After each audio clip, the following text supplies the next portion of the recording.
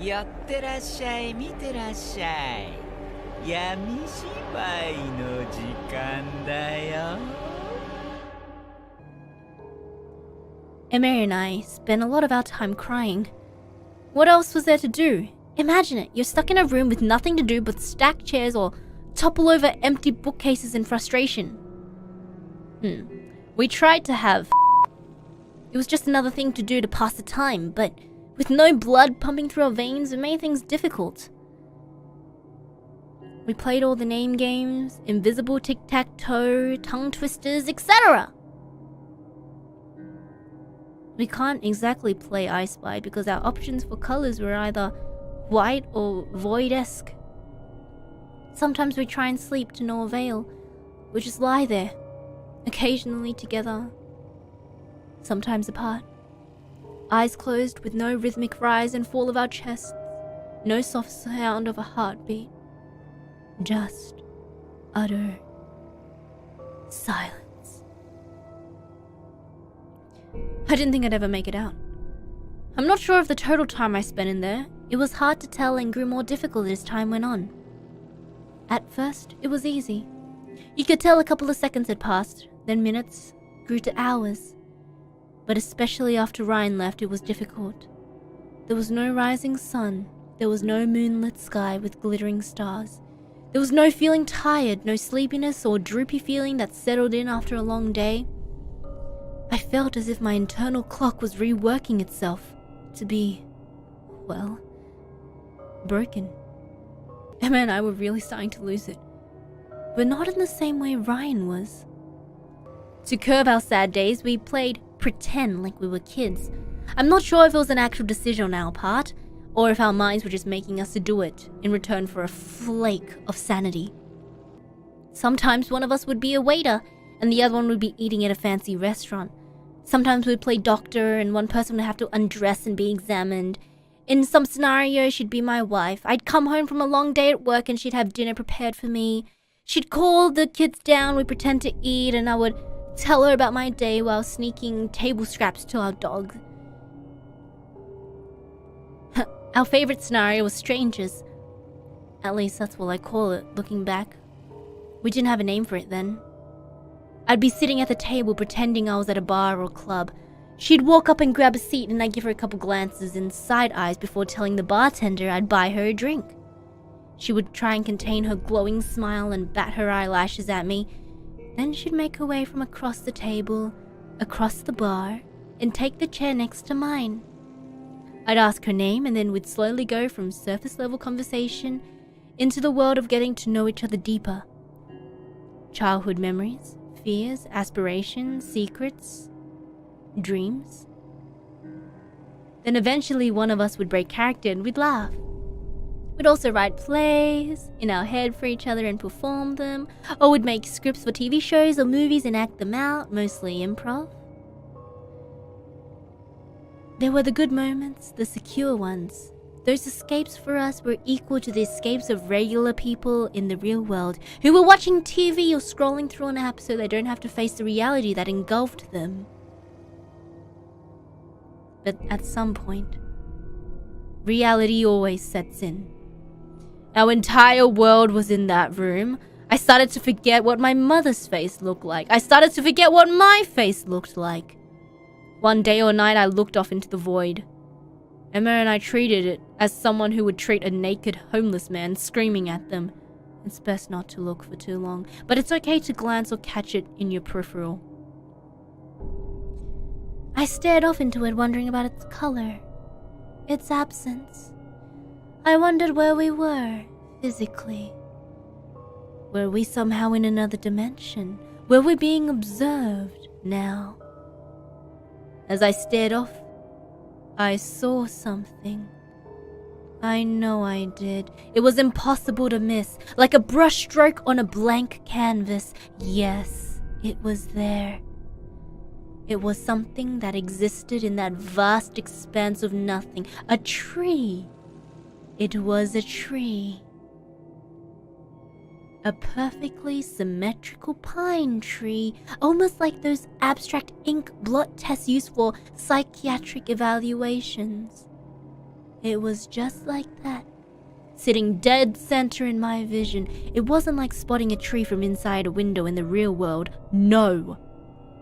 I wasn't there with the tree. I was merely observing it. I felt like an alien from another planet witnessing it. The tree didn't know I was there, and I didn't know where it was. Suddenly, a strong and swift open palm made contact with my cheek, and I heard Emma yell, "Snap the out of it! Clock, please!" Ah! Ah! Ah! My face stung, but the pain was dulled as I noticed she was crying. "Whoa, hey, what's wrong?" "Oh God, you're really back! You're really back, thank God!" she said through quivering lips. You were just staring out there for days! I couldn't do anything to snap you out of it. Days? Yes, God! I would cover your eyes or shake you, but nothing was working, so... She kept talking, but her voice sounded like it was falling down a well as my own thoughts took over my attention. Days? I looked outside for 10 seconds. 20 tops. There was no way days had gone by. I told her this. "What?" she said. "Are you around? You stood there, right there, still as a statue for so long!" I was screaming. I was shaking you. I was pleading you. "I swear I'm telling the truth." I grabbed her hands consolingly. "All I remember is seeing something out there, then I don't know what happened." What did you see?" Her crying had subdued a little, and her sadness was replaced with curiosity. I think it was a tree?" A tree?" "Yeah, well, kind of. It had like a motion to it, like it was growing. Not from the ground like a normal tree, but it was spreading, I guess. Like when you take the netting off of a Christmas tree and all the branches fall and the tree looks fuller. It was just like that, but constantly expanding like an optical illusion." She looked at me as if I had told her I had cancer, an expression of sympathy tangled with worry. She let out a heavy breath. "I was so worried you were gonna leave like he did." I hugged her and scratched the top of her head in an attempt to comfort her. Then she grabbed my neck and kissed me lightly. It wasn't the first time we kissed. We had plenty of times before. I don't know how it started. I can't even remember our first one. It was too long ago, but every so often we'd look at each other and kiss. Was it a relationship? Or boredom? I knew everything about her, it seemed, but I don't know. I was stuck there with her. What else were we gonna do? Would we have gotten along outside in the real world if this experiment worked? Would we be together? I don't know. A lot of time passed since Emma slapped me to snap out of it. We were more quiet than usual, more thoughtful because of the events that had occurred. She brought it up first, interrupting our previous conversation. "Hey, so let's say we make it out of here, whether that be in 1,000,000 years or 1,000,000,000 or whatever." "Uh-huh." "Well, you know how you were looking out the window and days passed in a couple of seconds? What if that's the best thing to do? To pass those years? Maybe if we just look out, it'll feel like a couple of hours and then boom, we're back to reality." I had wondered about it too. What if we never snap out of it though? What if we walk out like Ryan did? What if we're stuck in here forever? Hypnotized? I know, she said. "I thought about that, sure, but..." "But what?" I don't know! What's our other option? Realistically, we can't keep living like this. We can't keep spending every day going through the waves of talking and silence and laughter and crying. I'm losing my mind! And I know you are too! I tightened my lips together, and my silence answered her, so she continued. gets worse. Spending 1 trillion years in this room until you pull your hair out and slowly slip down the insanity slide, or looking at that abyss of nothing. And yeah, there's a chance we'll go off our rocket like Ryan and hypnotically walk out that door, but is it worth it?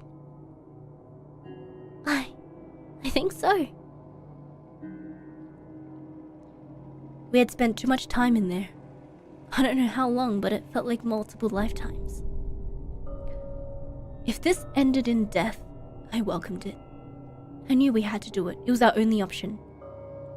Okay. We'll barricade the door, I proposed. We'll put the table, the bookshelves, and everything else in front of it. It's at least one line of defense against us leaving. Yeah, it's no guarantee, but I like the idea. And we did just that. The idea that we could be out of there in a couple of hours was the only motivation we needed. After the furniture was moved, we sat on the floor in the middle of the room. Our legs were crossed and we faced each other. I'm terrified, she said openly. I know. I am too. What if we never see each other again? What if we never see anyone again? What if this is like it? Like it. I grabbed her hands and pulled her a little closer before replying. No matter what happens, I'm grateful that I had you here with me. I couldn't have been here alone. This place is hell, and it would have been so much worse without you. She gave a nod and smiled. I returned the same gesture. We both adjusted our bodies, still in sitting position to face the window. I looked to my right and admired Emma's gaze out the window, just as I did when we were transported here. I squeezed her hand. Ready to spend an eternity together? Oh, wait. Ready to spend an eternity together? She said with a shaky breath, almost laughing. You know it. And with that, we peered off into the nothingness. It's hard to describe what I saw. The first thing I saw in that vacuum of the void was once again the tree. It moved and it breathed and acted like it had before.